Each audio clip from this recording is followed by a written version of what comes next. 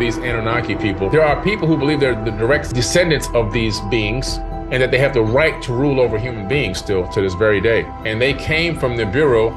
They got down to Earth, and this is about 450,000 years ago, according to the tablets. The Anunnaki, who are also the Atlanteans, that's the same people. The Atlantean is a civilization. Anunnaki means those who came from heaven to earth. And they started off with this cloning system at first. So Isis says, I have an idea. She says, I'm going to take an egg from one of the women, and they took the egg, and she cleaned out some of the genetic material. They added some of their essence to the egg. They put it in her womb. She took it to term 10 months, and then you see her in this famous cylinder scroll holding up this baby saying, my hands have created it. She gave birth to the Adamu, which means first man. So they put Adam in this Eden, E-D-I-N, and this Eden was this laboratory where they would have these mating rituals between the different peoples. And when they got Adam in there, they tried to mate him with these other ones. They made Eve, they mated them, and bingo, it worked. Crazy story, that was about 200,000 years ago. They also genetically modified us by taking chromosome number 2 out of our body, fusing it together, and putting telomere caps on each end to limit our lifespans. And scientists now, geneticists at universities, they teach this. They say, we don't know how this happened. It's an artificial mutation that would have taken millions of years to happen, but it happened about 200,000 years ago. So the tablets line up with modern science. And so it's a foundation of a high-level civilization.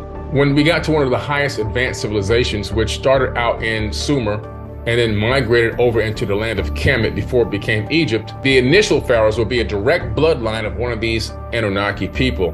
When they relocated home base to the land of Kemet, they rebuilt the land of Kem out of the mud because there was a great flood. At this dawn of this new era, 36,000 years ago, the gentleman who started this, his name was Thoth, T-H-O-T-H. And he's known as a wisdom keeper. He's known all over the entire world, but he ruled over the land of Kemet for 14 or 16,000 years, roughly thereabout, according to the ancient Egyptians. And then he left there and went to Mesoamerica and kickstarted the Teotihuacan in Mexico City. That was all his master architectural plan. And Teotihuacan is part of his African name, which is also known as Tahuti. And Teotihuacan in Mexico really means the city of Tahuti that he built out there. So he left there, and that's why the pyramid complex there mirrors the one at Giza in Africa. Akhenaten is King Tut's father. So Akhenaten decided, I'm going to become a monotheistic ruler and not the kind of believes in multiple gods. And what got into him was Amun-Ra, who's also Thoth's brother. And he told Akhenaten that you worship me and you get everyone to worship me and deface all the other gods. That's why he was kicked out of Egypt. He went to the Great Pyramid, and he went to that stone box area inside the king's chamber and took Ark of the Covenant with him. See, Akhenaten is Moses. That's the Moses story. They ended up in the desert with the Ark of the Covenant, which is well noted and documented in biblical text. A super advanced technological machine.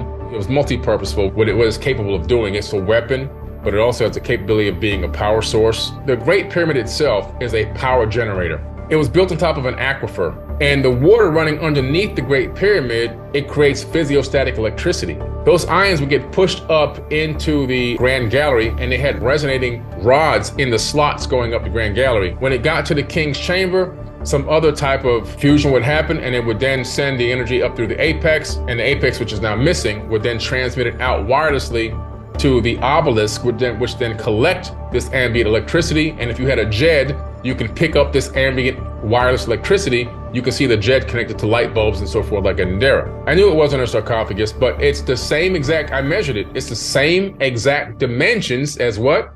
The Ark of the Covenant.